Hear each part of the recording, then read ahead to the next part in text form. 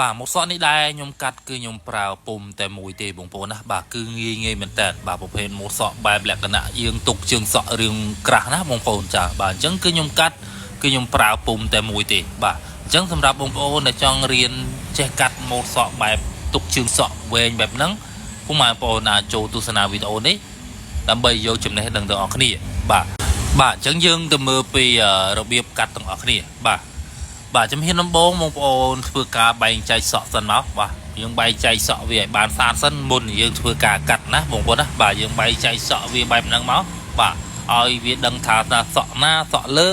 សក់ណាសក់ក្រោមបាទអញ្ចឹងយើងបែងចែកវាទាំងខាងឆ្វេងទាំងខាងស្ដាំបែបហ្នឹងមកយើងបែងចែកយើងសម្លឹងមើលធ្នេក្បាលឲ្យវាស្មើគ្នាទាំងឆ្វេងទាំងស្ដាំបាទអញ្ចឹងយើងធ្វើការបែងចែកវាឲ្យបានស្អាតសិនមកនៅពេលដែលយើងបែងចែកសក់បានស្អាតនៅពេលដែលយើងឈូសសក់វាអត់ដោយសក់ញ៉ៃញ៉ៃអញ្ចឹងសក់ទម្រង់សក់ខាងលើរបស់យើងក៏វាឃើញស្អាតដែរបាទបន្តមកទៀតបងប្អូនធ្វើការលាបម្សៅបន្តិចបាទបន្ទាប់មកយើងលាបម្សៅរួចគឺយើងពាក់ពុំលេខ2បងប្អូនណាបាទយើងប្រើពុំលេខ2យកតែម្ដងបាទគឺយើងប្រើពុំតែមួយទេគឺយើងប្រើពុំលេខ2បាទអញ្ចឹងយើងធ្វើការឈូសរះឡើងទៅលើពាក់កណ្ដាលទៅពីជំហៀងហ្នឹងបាទបើសិនជាបងប្អូនកាត់ចុងឲ្យជើងសក់យើងរឿងក្រាស់យើងប្រើពុំលេខ2លេខ3ទៅបាទអញ្ចឹងបើសិនជាជើងសក់គឺចង់បានស្ដើងយើងប្រើលេខ1កន្លះលេខ1អញ្ចឹងទៅបាទអញ្ចឹងម៉ូតសក់នេះគឺគាត់ចង់បានជើងសក់រាងក្រាស់ហើយរាងស្រួចបាទអញ្ចឹងខ្ញុំប្រើពុំលេខ2បាទអញ្ចឹងសម្រាប់បងប្អូនដែលគាត់ចង់រៀនកាត់ប្រភេទម៉ូតសក់បែបហ្នឹងបងប្អូនអាចមើលវីដេអូហ្នឹងទៅបាទគឺខ្ញុំពាក់ពុំលេខ2សម្រាប់បងប្អូនដែលចង់កាត់ជើងសក់ទុកប៉ុណ្ណឹងបងប្អូនពាក់ពុំលេខ2ទៅបងប្អូនធ្វើការឈូសទៅគឺបានជើងសក់ប៉ុណ្ណឹងហើយបងប្អូនណាបាទអញ្ចឹងយើងធ្វើការឈូសបែបហ្នឹងទៅបាទធ្វើការឈូសទាំងខាងឆ្វេងនិងខាងស្ដាំបាទបន្តមកទៀតបងប្អូនធ្វើការលើកពីខាងក្រោយមកបាទលើកពីខាងក្រោយបងប្អូនទុកពាក់កណ្ដាលមកបងប្អូនឈូសលើកពាក់កណ្ដាលមកដើម្បីទុកពាក់កណ្ដាលទៀតដើម្បីធ្វើឲ្យសក់របស់យើងហ្នឹងពីខាងក្រោយហ្នឹងវាមានសភាពរាងប៉ោងបាទអញ្ចឹងយើងឈូសទុកពាក់កណ្ដាលទៅបាទឈូសខាងឆ្វេងខាងស្ដាំបែបហ្នឹងមកឲ្យវាស្មើគ្នាទៅបងប្អូនណាបាទបងប្អូនមិន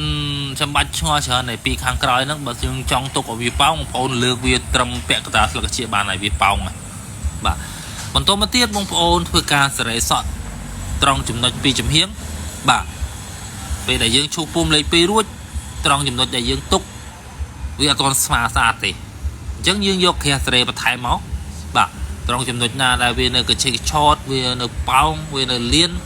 វាអត់ទាន់ស្មើស្អាតបងប្អូនយកគ្រាហើយនឹងម៉ូទ័រ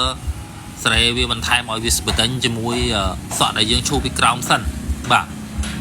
យើងធ្វើការសេរីបែបហ្នឹងមកមួយមកបាទឲ្យវាស្មើបន្តិចជាមួយសក់ដែលយើងធ្វើការឈូសឲ្យបានស្អាតសិនចាំយើងទៅធ្វើការសេរីកន្លែងផ្សេងទៀតបាទយើងធ្វើការកាត់យើងកាត់មានវគ្គឃ្លាវាបាទមួយវគ្គឲ្យចប់មួយវគ្គអញ្ចឹងទៅបាទយើងធ្វើការសេរីវាបែបហ្នឹងមកបាទហើយវីដេអូនេះខ្ញុំធ្វើដើម្បីចែកម្លែកទេបងប្អូនណាបាទទឹកដៃរបស់យើងនៅមានកម្រិតទេបងប្អូនបាទបើសិនជានៅខ្វះខាតអីសូមបងប្អូនអធិស្ឋានណាបាទអញ្ចឹងយើងធ្វើការសេរីបែបហ្នឹងមកបាទហើយខាងឆ្វេងគឺយើងសេរីយើងដាក់គ្រាបែបហ្នឹងមកបាទយើងសេរីមួយយើងសម្លឹងមើលត្រង់ចំណុចណាដែលយើងវានៅមិនទាន់ស្មើយើងដាក់គ្រាចំត្រង់ចំណុចហ្នឹងមកយើងសេរីវាមកបាទបន្តមកទៀតបងប្អូនធ្វើការច្រឹបបងប្អូនច្រឹបត្រង់ចំណុចកែងនឹងមួយបាទបន្តមកទៀតបងប្អូនច្រឹបពីជើងសក់ពីក្រោមទៅបងប្អូនដាក់មុខម៉ូទ័រឲ្យចំពាក់កណ្ដាលជើងសក់ណាហើយយើងធ្វើការច្រឹបវាអញ្ចឹងមកបាទយើងដាក់ឲ្យចំពាក់កណ្ដាលជើងសក់យើងធ្វើការច្រឹបវាអញ្ចឹងទៅបានជើងសក់របស់យើងវារាងស្រួចបាទបន្តមកទៀតបងប្អូនដាក់ជើងសក់តមកបងប្អូនដាក់ចំពាក់កណ្ដាលជើងសក់ទៀតបងប្អូនច្រឹបវាឡើងកលឹងមកគៀនស្លឹកជាមកបាទបងប្អូនច្រឹបបែបហ្នឹងទៅ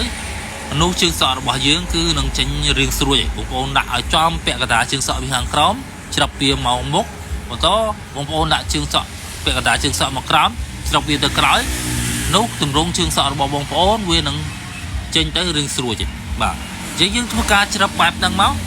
គឺជាការស្រេចទេបងប្អូនបាទគឺងាយទេបាទ